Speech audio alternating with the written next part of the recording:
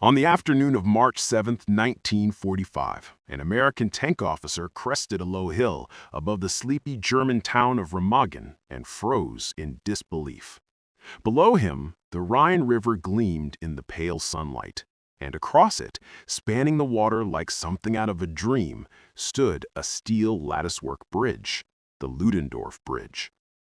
It was the kind of sight no Allied commander expected to see that deep inside Germany in 1945.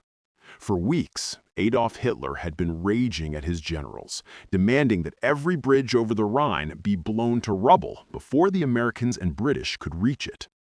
No bridge was to fall into enemy hands. Any officer who hesitated would be shot. The Rhine, he insisted, must become an uncrossable barrier. At Koblenz, at Bonn, at Cologne, German engineers had obeyed. One by one, great spans of steel and stone crashed into the river in roaring clouds of smoke and dust. But at Remagen, inexplicably, the Ludendorff Bridge still stood. Within hours, American infantry would be scrambling across its shaking deck while German officers on the far bank watched in horror. In Berlin, when Hitler learned what had happened, he did something he rarely did.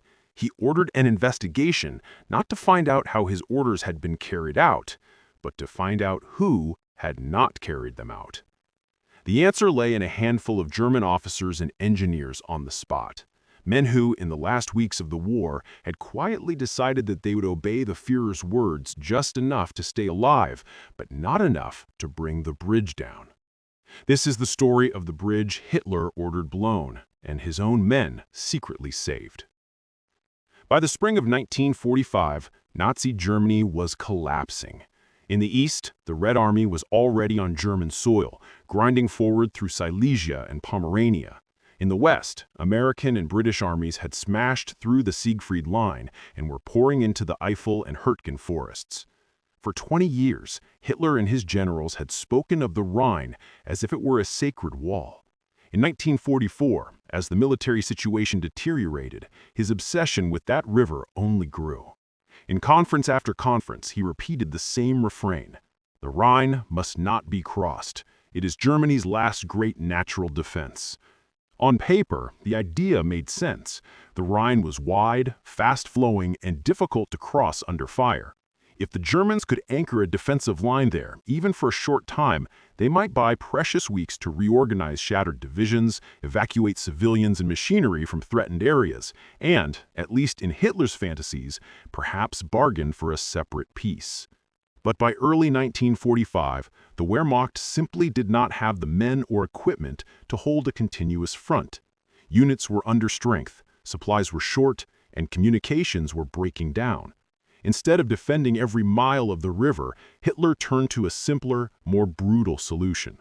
If he could not hold the western bank, he would deny the Allies any usable crossing. Every bridge across the Rhine was to be destroyed.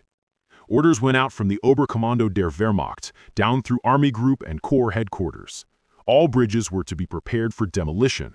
Explosive charges were to be placed on the piers, the abutments, and the critical members of the superstructure. Firing points were established on the eastern bank so the spans could be blown the moment the enemy approached. A few days later, Hitler's infamous Nero Decree would try to extend this scorched earth mentality to all of Germany's infrastructure. But around Remagen, the preparations to destroy the Ludendorff Bridge had already begun. On paper, its fate was sealed. In reality, the officers and engineers responsible for carrying out those orders were far less certain. The Ludendorff Bridge had been built in the final years of the First World War, between 1916 and 1918. It was designed first and foremost as a military artery, a double-track railway bridge with a narrow roadway laid between the rails, linking the little town of Remagen on the western bank with Erpel on the eastern side. In an age that worshipped generals and great battles, it was named after General Erich Ludendorff, the powerful First World War commander, a mixture of tribute, politics, and propaganda cast in steel and stone. Structurally, the bridge was straightforward but robust. On each bank stood a pair of squat stone towers, built like fortifications from an earlier century, guarding the approaches. Steel truss spans arched out over the river, resting on massive concrete piers sunk deep into the bed of the Rhine. It was not a pretty bridge, but it was a strong one, engineered to carry heavy trains and withstand the push of floodwaters and ice. In peacetime, its warlike origins had faded into the background. Freight trains and the occasional passenger train clattered across its decks, hauling coal, machinery, and people between the Rhine's industrial regions. Below, barges moved slowly with the current, and on the hills above Remagen and Erpel, farmers tended vineyards that had watched armies come and go for centuries. By March 1945, that quiet routine was gone. The Ludendorff Bridge had suddenly become one of the most strategically important pieces of steel in Europe. For the Allies, the capture of an intact Rhine bridge would save weeks of dangerous river crossing preparations. It would allow tanks, artillery, and endless columns of trucks to roll east without pause, turning what should have been a formidable water barrier into a ready-made highway into the heart of Germany. For Hitler, that made the Ludendorff Bridge a mortal danger. Its defense, and if necessary, destruction, were entrusted to a thin scattering of exhausted and improvised units. Scratch infantry made up of Volkssturm militia, wounded or convalescent soldiers, and Luftwaffe ground personnel. A handful of flak and machine gun crews, and a small combat group headquarters under Major Hans Scheller. Above them all, one man carried formal responsibility for the bridge itself, the bridge commandant, Captain Willy Brodtke of the 12th Army. They had few troops, almost no heavy weapons, and a hopeless strategic situation. What they did have was clear, uncompromising orders from Hitler. If the enemy came, the bridge was to be blown, no matter who or what was on it. In late February and early March 1945, Hitler's orders about the Rhine bridges became increasingly shrill and hysterical. He demanded that every span be demolished the instant the front line wavered. There was to be no consideration for civilian needs or for German units still trying to retreat.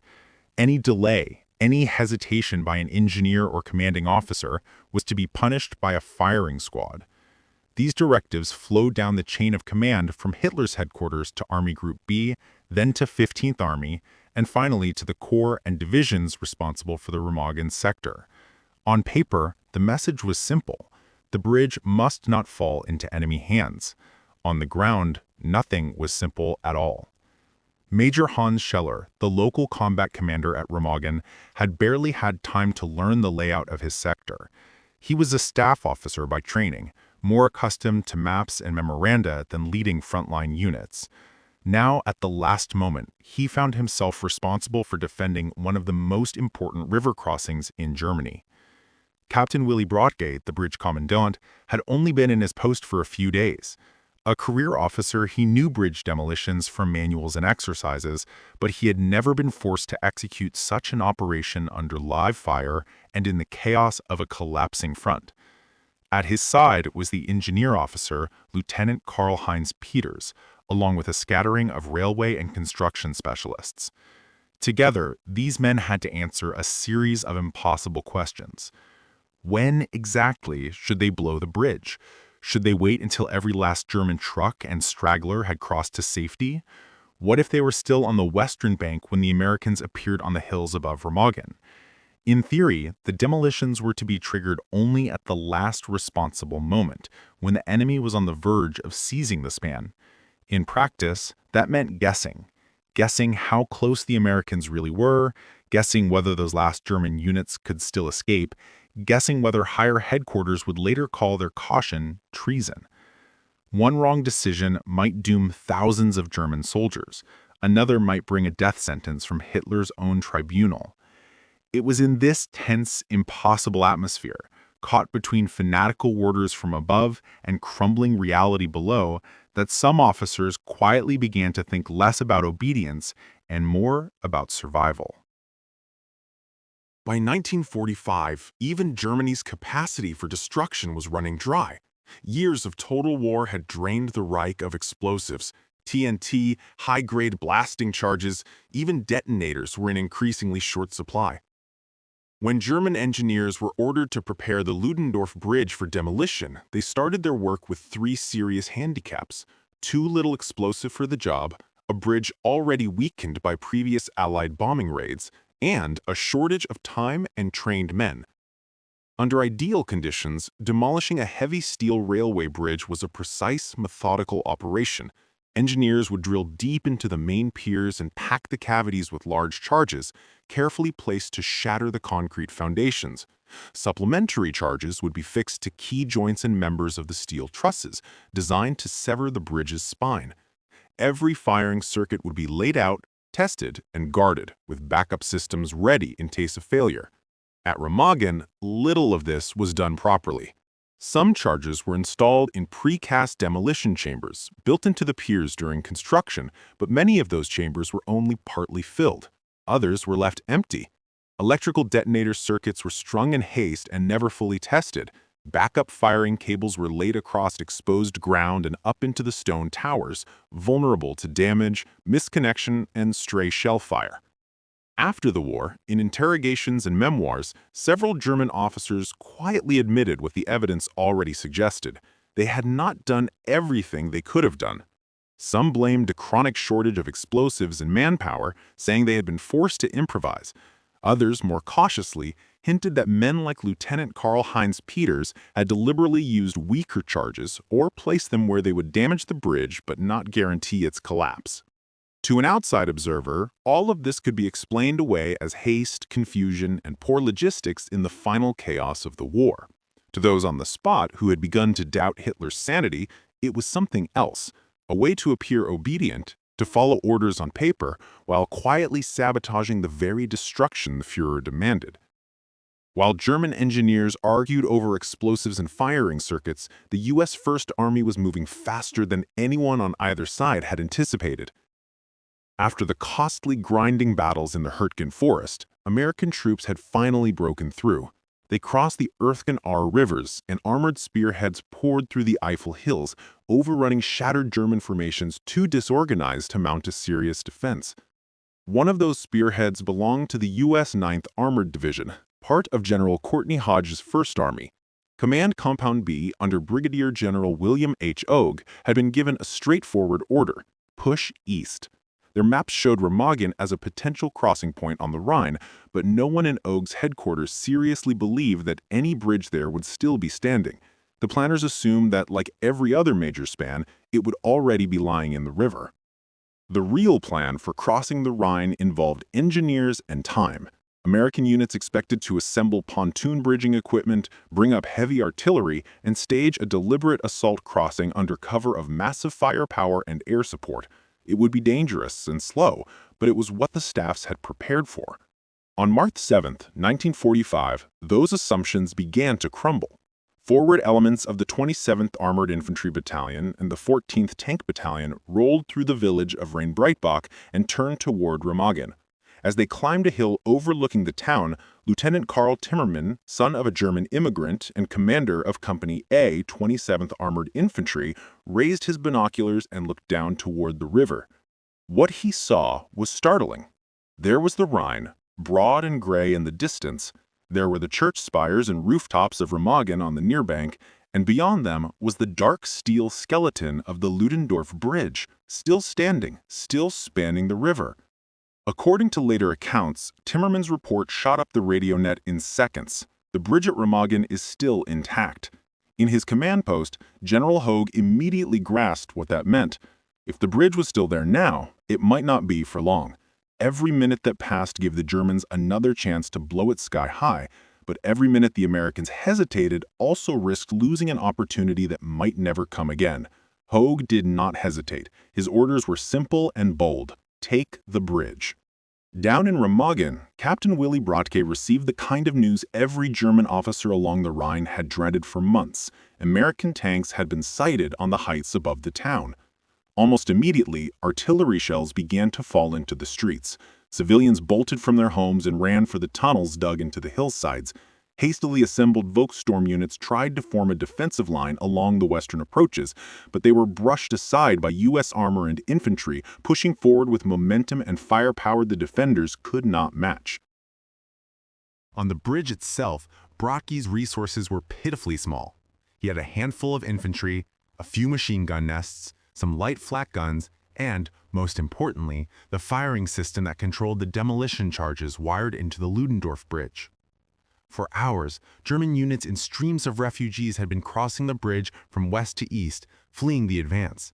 Trucks, horse carts, field guns, and marching columns all crowded onto the span, desperate to escape to what they still hoped was the relative safety of the eastern bank. If Brodtke had followed Hitler's orders to the letter, he should have blown the bridge as soon as the situation became critical, no matter who was on it. The Führer had made it clear. The bridge's destruction was more important than the fate of any troops or civilians still trying to cross. He did not do that. Instead, Brodtke tried to squeeze every last possible crossing out of the bridge. He sent messages up the chain of command asking for permission to delay the demolition in order to let more men and equipment escape. Some later accounts suggest he received no clear answer. Others say he was explicitly warned that if he did not blow the bridge in time, he would be held personally responsible. Shortly after 3 p.m., American artillery fire grew more accurate. U.S. tanks pushed into the outskirts of Remagen, and Lieutenant Karl Timmermann's infantry companies were ordered down toward the riverbank along the railroad embankments, moving under cover toward the bridge itself. Brodtke knew he could not wait any longer. At 3:20 p.m., the order went out to clear the span. The last soldiers and civilians were waved across or shoved into a run toward the eastern bank. Then, from a protected firing point on that far shore, Lieutenant Karl-Heinz Peters and his engineers threw the electric firing switch.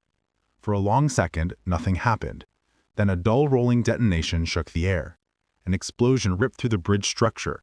A cloud of smoke and dust geysered up from one of the stone piers. Steel trembled, wooden planks splintered, and shards of debris arced into the river. On both banks, men instinctively threw themselves flat, waiting for the sight they had seen so many times before on newsreels and in other sectors, a great bridge folding in on itself and crashing into the water below. But when the dust began to clear, the Ludendorff Bridge was still there. The blast had torn a ragged hole in the roadway. Some of the steel members were twisted and buckled. The southeastern pier was visibly damaged. Yet the main trusses still held. The span had not fallen. On the western bank, American infantry stared in astonishment. On the eastern bank, Captain Brodtke needed no engineer's report to understand what had gone wrong. Either through accident, shortage of materials, or deliberate design, the charges had not been sufficient. The bridge Hitler had ordered destroyed at all costs still stood, only now the enemy was far closer than he had ever imagined possible. The failed demolition gave General Hogue a window of opportunity measured in minutes, not hours. He knew the Germans would try again, either by detonating any remaining charges on the bridge or by smashing it with artillery and air attack. If the Americans were going to use the Ludendorff Bridge, they had to move immediately. At about 3:30 p.m., Hogue sent a simple, decisive order to Lieutenant Karl Timmermann: cross the bridge, take it if you can. From the western bank, Timmermann studied the span. Smoke still drifted from the damaged pier. Debris and splintered planking littered the roadway. From the stone towers in the eastern bank, German machine guns and mortars were already firing, probing the approaches with bursts of bullets and exploding shells. It was one of the most dangerous assignments given to any American infantry campaign in the European campaign. Timmermann deployed his men with care. One platoon took up positions to lay down covering fire on the towers and far bank. Another platoon prepared to follow him directly onto the bridge. Close behind came engineers from the 9th Armored Engineer Battalion, burdened with wire cutters, demolition tools, and the knowledge that their job was to keep the bridge from being destroyed beneath their feet. At Timmermann's signal, the first groups broke from cover and sprinted onto the roadway. German machine guns in the towers and along the eastern bank erupted, stitching the bridge with fire.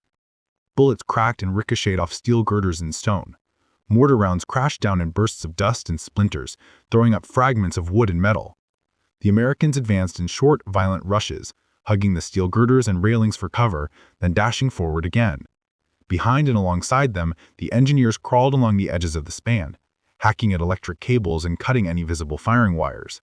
In several places, they found demolition charges still in place, boxes of explosive wedged into joints with detonators and leads intact. Under enemy fire, they kicked some of these into the Rhine and hastily disconnected others. Roughly halfway across, one of the remaining charges detonated, or was set off by a sympathetic blast. A section of the roadway blew apart, hurling men and debris into the air. 3 American soldiers were killed and others wounded. yet even this blast failed to bring down the main structure. The bridge shook, but it did not collapse. Step by step, the Americans fought their way forward. On the eastern bank, Captain Brodtke could only watch. In his later testimony, he admitted to feeling a grim mixture of shock and professional respect. The demolition had failed. The enemy was on the bridge. His task had shifted from destroying the span to trying somehow to hold the far bank long enough for higher headquarters to react. In practice, he would have almost no time to do even that. By around 4 p.m., Timmerman and his men reached the eastern towers. Grenades and bursts from submachine guns and rifles cleared out the German defenders still firing from the loopholes in windows. Moments later, American infantry fanned out into the streets of Erpel, securing the approaches and digging in. In less than an hour, they'd established a small but vital bridgehead on the eastern bank of the Rhine. They were the first Allied unit in 1945 to cross the Rhine River over a standing bridge inside Germany. News of the bridge's capture raced up the German chain of command, almost as quickly as it did the American. At first, higher headquarters simply refused to believe what they were hearing. Reports trickled into Army Group B and then to OB West. Enemy forces had crossed the Rhine at Remagen. The Ludendorff Bridge was in enemy hands. American armor was already moving over the structure. In the Berghof and later in his bunker, Hitler exploded. For months, he had been issuing furious, explicit orders that every bridge over the Rhine be destroyed before it could be used by the Allies. Now, in spite of those orders, one of the most important spans still stood. And worse, it was carrying American tanks and guns onto the soil of the Reich's heartland. He raged at his generals. They had disobeyed his clear instructions. They had failed to use enough explosives. They had allowed what he called cowardice and defeatism to infect the ranks. In his increasingly paranoid mind, this was not just incompetence under pressure, it was betrayal. Within days, Hitler ordered a special tribunal to be formed, a mobile, roving court-martial under General Rudolf Hübner, soon known among officers as the Flying Court-Martial. Its sole purpose was to investigate the failure at Remagen and to find men to blame. Officers and NCOs were rounded up. Among them were Major Hans Scheller, the local combat commander at Remagen, Captain Willy Bradtke, the bridge commandant now safely in American captivity, Lieutenant Karl-Heinz Peters, the engineer officer responsible for the demolitions, and various non-commissioned officers and specialists who had worked on the charges and firing circuits. Bradtke, captured on the day of the crossing, escaped Hitler's direct revenge by virtue of being a prisoner of war. Scheller, Peters, and several others were not so lucky. In a series of hurried trials, Hübner's court accused them of neglect of duty, cowardice before the enemy, and failing to carry out demolition orders with sufficient zeal. They were sentenced to death. In late March 1945, in a forest clearing near Rimbach and at other secluded spots, Scheller, Peters, and several of their comrades were shot by firing squad. Whatever their exact role had been in rigging the Ludendorff Bridge, their fate showed how seriously Hitler regarded the crime of allowing it to fall into enemy hands intact. To him, it was more than a strategic setback. It was a personal humiliation and a stark symbol that even inside his own officer corps, blind obedience was finally beginning to crack. Once the Americans had a foothold across the Ludendorff Bridge, they moved with urgency. Combat engineers swarmed over the structure and worked around the clock, shoring up the weary steel and stone. They braced damaged members with heavy timbers, improvised supports, and steel beams. Holes in the roadway were patched and planked over. Traffic control points were established at each end so that the constant flow of vehicles and men could be regulated and kept moving. Within 24 hours of the first crossing, Sherman tanks were rumbling across the span. Behind them came entire artillery battalions towing their guns onto the eastern bank. Truck convoys loaded with fuel, ammunition, rations, and spare parts followed in an unbroken line. Additional infantry regiments tramped over the bridge, spreading out to deepen and secure the bridgehead. The Remagen bridgehead expanded quickly, first 3 kilometers deep, then 5, then 8. Each day more units poured in. On the maps in Allied headquarters, the small American foothold east of the Rhine grew into a solid block of color pressing into the German interior. The psychological impact was immense. For Allied soldiers and commanders, the intact crossing at Remagen was tangible proof that Germany's last great natural barrier had been breached. For German civilians, that showed that the enemy was now irreversibly across the Rhine. The river that had symbolized protection for generations had been defeated. For Hitler, it shattered the illusion that the Rhine line could somehow anchor a prolonged defense in the West. Desperate to erase this symbol and choke off the American advance, the German High Command threw everything it could at the bridge. Luftwaffe dive bombers and the new jet-powered Me-262s and AR-234s mounted repeated raids, screaming and low over the hills to drop bombs on the span and at its approaches. Long-range artillery batteries shelled the area, trying to hit the clustered traffic in the bridge itself. Even V-2 rockets, Germany's most advanced weapons, were targeted against the Remagen sector in the hope that a lucky strike might sever the crossing. At one point, specially trained combat swimmers from a naval sabotage unit tried, under cover darkness, to approach the piers with explosive charges. Some of their devices did go off near the structure. Bombs and shells tore away pieces of the deck and twisted sections of the superstructure. Several direct hits killed and wounded American soldiers and engineers laboring on and around the bridge. Still, the Ludendorff refused to fall. The same solid, almost excessive engineering that had made it so hard to demolish now kept it standing under punishment far beyond what its designers had imagined. Damaged, patched, and reinforced, it continued to carry traffic. Only on March 17th, 10 days after its capture, did the bridge finally give way. Shortly after 3 p.m., with a deep groan and a roar of tearing metal, the already weakened central span suddenly buckled. Steel trusses folded, and the deck collapsed into the river, dragging dozens of American engineers and soldiers down with it. Many were killed or injured in the collapse. Subsequent investigations concluded that the combination of previous demolition damage, the unrelenting strain of continuous heavy traffic, and the cumulative effects of bombing and shelling had finally been too much for the old structure. By that point, however, the fate of the Ludendorff Bridge itself no longer mattered. U.S. engineers had already thrown multiple pontoon and Bailey bridges across the Rhine near Remagen. The bridgehead was firmly established.